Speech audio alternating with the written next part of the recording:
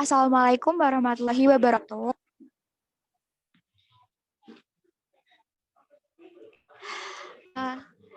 Terima kasih atas partisipasi teman-teman karena sudah mau ikut hadir dalam kegiatan penyuluhan saya mengenai menjaga produktivitas siswa selama pandemi COVID-19. Perkenalkan, nama saya Amalia Balkis Oktivasati. Saya merupakan mahasiswi jurusan pendidikan luar sekolah di Universitas Negeri Semarang, semester 3 dari Rombel 1.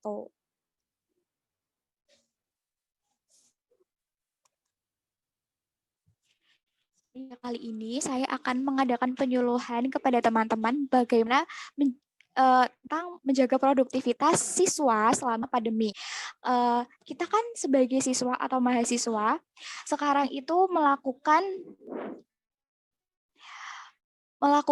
semua kegiatan dari teman-teman, termasuk belajar. Kalau misal keluar pun juga dibatasi, kayak gitu kan ya. Maka dari itu, di permasalahan itu, saya ambil untuk menjadi suatu bentuk penyuluhan. Baik, sebelumnya aku mau tanya nih ke teman-teman, kira-kira teman-teman tahu nggak sih apa itu produktivitas dan hidup produktif? Silakan teman-teman yang tahu boleh untuk kayak menyampaikan pendapatnya. Kalau menurut saya sendiri sih produktivitas ya kita melakukan hal-hal positif, hal-hal yang bisa membentuk kita menjadi hal yang lebih baik, tidak terbatas pada suatu kegiatan tertentu ya, karena tiap orang pasti punya hal yang dia kategorikan sebagai produktif. Saya cuma tahunya seperti itu saja. Iya, bisa.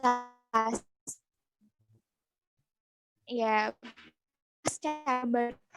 terima kasih Adil untuk berikut mengenai apa sih hidup produktif dan juga produktivitas. Produktivitas berasal dari kata produktif yang artinya sesuatu yang mengandung potensi untuk digali, sehingga produktivitas dapat dikatakan sebagai suatu proses kegiatan yang terstruktur guna menggali potensi yang ada di dalam suatu objek. Nah, objek di sini yaitu banyak seperti kita sendiri sebagai manusia atau objek-objek lainnya. Lalu, apa sih hidup produktif itu? Hidup produktif merupakan suatu rangkaian kegiatan atau aktivitas yang akan membuat diri kita semakin berkembang dan disiplin. Nah, aku mau bertanya nih teman-teman. Selama kita melakukan kegiatan semua serba jarak jauh, seperti mulai pembelajaran jarak jauh, terus mungkin teman-teman juga dibatasi dalam kegiatan di luar, dan lain-lainnya, kira-kira ada nggak sih hambatan yang teman-teman dapatkan selama kegiatan new normal ini atau semua kegiatan yang dibatasi dengan jarak?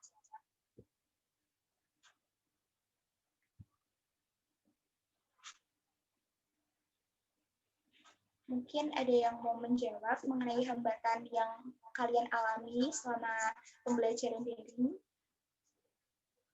atau selama pandemi?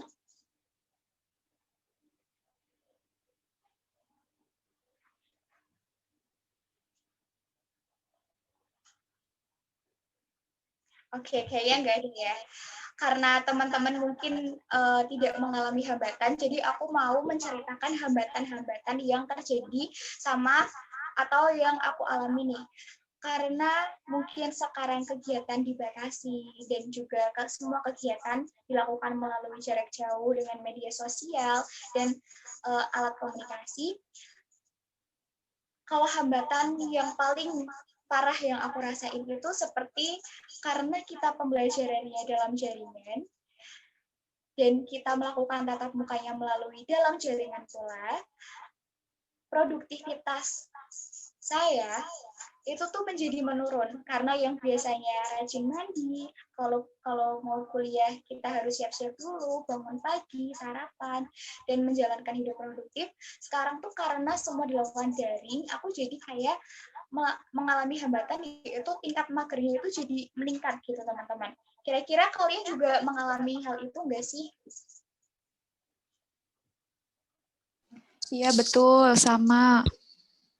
Nah, terus Gimana sih cara kita sebagai mahasiswa untuk meningkatkan produktivitas selama kegiatan new normal ini, sehingga walaupun di rumah kita itu juga memiliki kegiatan yang bermanfaat.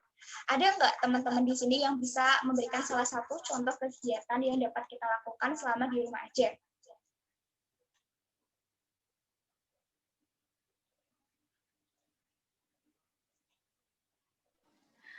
Kalau menurut aku, kan biasanya kalau belajar, kalau misalkan kuliah biasa itu kan sehari-harinya kita itu berangkat kuliah, tapi kalau di rumah aja kayak gini kan kita memiliki banyak waktu. Nah, biasanya dimanfaatin untuk ngikutin kayak kegiatan-kegiatan seminar online kayak gitu sih. Nah, benar banget. Mungkin ada teman-teman lain yang bisa menyampaikan pendapatnya mengenai kegiatan apa aja sih yang dapat kita lakukan selama di rumah aja.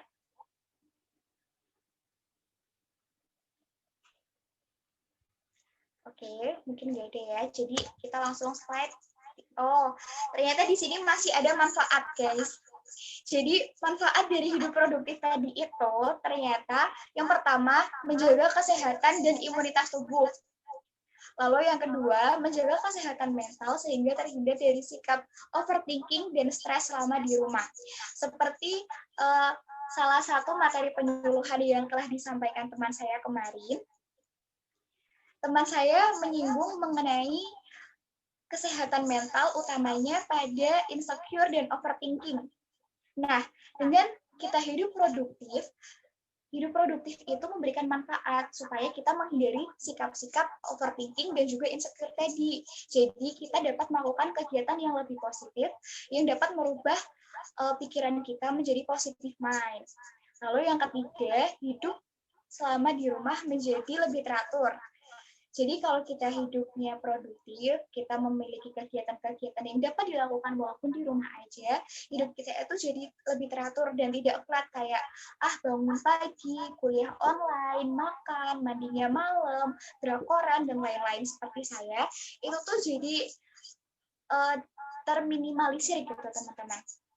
Lalu yang keempat, dapat mengeksplorasi diri. Nah, kok bisa sih saya mengatakan hidup produktif itu dapat mengeksplorasi diri? Nah, mengeksplorasi di sini yaitu dapat melakukan kegiatan-kegiatan produktif yang bisa kita lakukan di rumah. Ini contoh kegiatannya tadi, salah satunya seperti yang dijelaskan oleh Anifah mengenai Putus-putus, Mel. Mulai dari mana dah putus-putus ya? Mohon maaf ya teman-teman kalau putus-putus. Jadi saya ulangi ya, manfaat dengan kita melakukan hidup produktif yaitu yang pertama dapat menjaga kesehatan dan imunitas tubuh. Yang kedua, menjaga kesehatan mental sehingga terhindar dari sikap overthinking dan stres selama di rumah saja.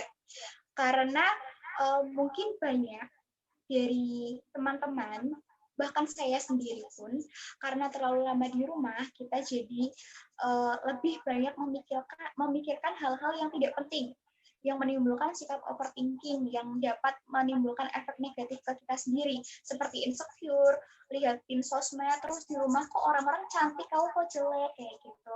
Kok orang-orang pintar, kok aku tetap stuck di sini aja. Nah, kalau kita hidup dengan produktif, insya Allah kita akan mendapatkan manfaat ini. Yang ketiga, hidup menjadi lebih teratur dengan melakukan kegiatan-kegiatan seperti bangun tidur, dapat olahraga, terus mandi, sarapan, dan lain-lain. Yang keempat, dapat mengeksplorasi diri. Nah, mengeksplorasi diri di sini adalah dengan melakukan kegiatan-kegiatan produktif seperti contoh berikut. Nah, di sini ada 6 contoh kegiatan yang bisa saya sampaikan. Yang pertama, kita dapat melakukan olahraga selama di rumah aja. Mungkin selama di rumah aja teman-teman ada nggak sih yang lebih rajin untuk olahraga? Atau mengikuti tren bersepeda atau workout untuk mendapatkan tubuh yang ideal? Ada nggak? Aku enggak. Nah, mungkin kalau teman-teman yang belum melakukan kegiatan ini, kita bisa diterapkan di rumah. Karena aku sendiri pun juga sudah mulai untuk mencoba workout biar badan menjadi lebih sehat, lebih produktif, dan juga lebih enak aja, enteng gitu bawaannya. Lalu yang kedua, melakukan dan mencari hobi baru. Nah, di sini kita dapat mengambil sampel, yaitu memasak atau bercocok tanam. Karena tren-tren zaman sekarang ini banyak sekali orang-orang melakukan eksperimen untuk mencari dan melakukan hobi baru, seperti membuat dalgona. Teman-teman ada nggak sih yang ngikutin tren membuat dalgona itu? Aku ngikut. Nah, banyak sekali teman-teman yang ngikutin tren itu ya, mulai bercocok tanam juga. Mungkin ada teman-teman di sini yang mulai belajar mengenai tanaman, terus berkebun di rumah, kayak gitu. Atau memelihara cupang, seperti yang menjadi tren sekarang. Karena memelihara cupang itu ternyata juga memiliki banyak manfaat nih. Yang ketiga itu dengan berjualan online. Nah, cupang atau makanan atau tanaman yang kita tanam tadi selama melakukan kegiatan yang produktif itu dapat loh menghasilkan uang dengan belajar berjualan online. Bahkan teman-teman mungkin di sini ada yang berjualan online.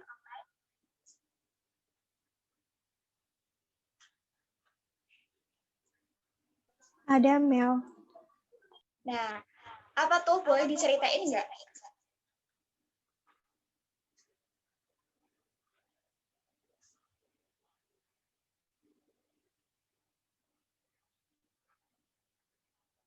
Oke, kalau nggak ada, aku aja yang cerita. Karena selama pembelajaran di rumah, karena saya juga semester 3 sebagai mahasiswa, saya juga mendapatkan tugas nih di pelajaran mata kuliah kewirausahaan, di mana saya belajar untuk berjualan online. Nah, jualan online yang saya lakukan yaitu melakukan jualan pre-love yang masih butuh banyak pembelajaran gitu teman-teman, karena pre-love saya tidak jalan juga, jadi saya masih belajar, sama-sama kita belajar ya di penyuluhan ini. Lalu yang keempat, contoh kegiatan produktif lainnya yaitu dapat mendekor ulang kamar, di mana kita dapat menciptakan suasana kamar yang nyaman untuk melakukan pembelajaran, seperti trennya sekarang itu nempel-nempelin stiker, lalu membeli lampu tumbler dan lain-lain.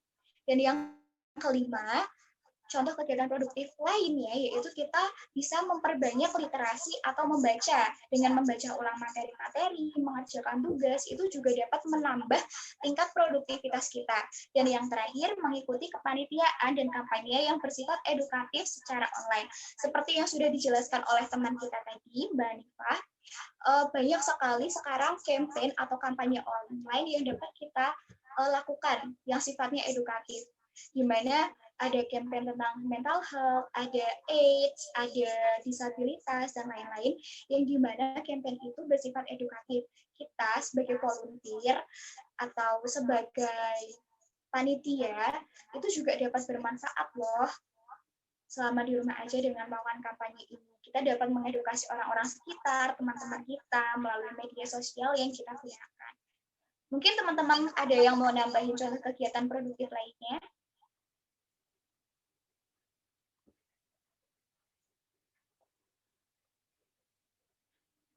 Nggak ada? Oke. Kalau gitu, mungkin teman-teman ada nggak yang mau ditanyain mengenai penyuluhan kali ini, mengenai produktivitas siswa selama pandemi? Atau mungkin teman-teman mau menambahkan mengenai pengalaman teman-teman, apa kegiatan yang teman-teman lakuin selama di rumah aja?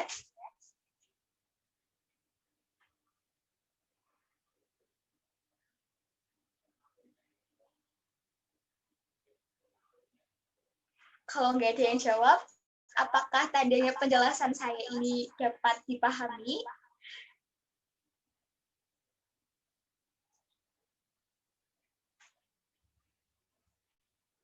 Apa karena suara saya tidak terdengar?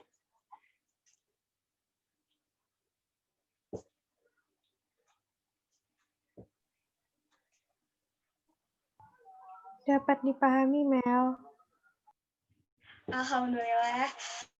Ya, Baik teman-teman, mungkin karena waktunya juga sudah mepet dan ternyata teman-teman tidak ada yang mau ditanyakan karena selama tadi pemberian materi kita juga sudah banyak saling berdiskusi kelompok gitu ya mengenai apa saja contoh dan juga pengertian mengenai hidup produktif.